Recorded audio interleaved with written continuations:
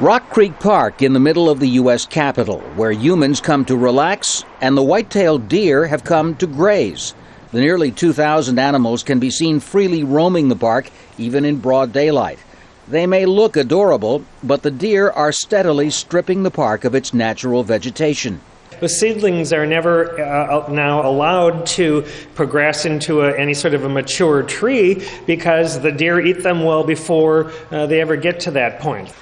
So the Park Service is planning to start curbing the deer population with a combination of sterilization and bullets. They've become common remedies in urban areas around the U.S. where encroaching deer love to feast on backyard greenery. The reason for the large herd of deer in Rock Creek Park? A lack of any natural predators here.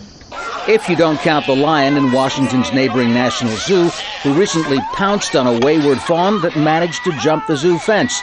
The deer made a narrow escape to the relief of zoo patrons who had watched in horror. This would be the first for hunting deer in the park, where they first showed up just 25 years ago. But hunting opponents say there is a better way to manage the herd.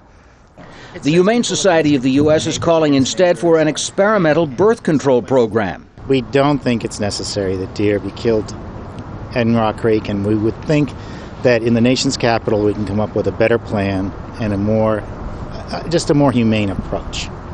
But the Park Service has rejected that option, saying that it would take too long to reduce the herd. One homeowner living alongside the park loves the deer, but I think the Park Service understand their business and they know what they're doing. If the deer are culled, the park officials promise the carcasses will provide plenty of meat for the area's food banks for the needy. Tom Ackerman, Al Jazeera, Washington.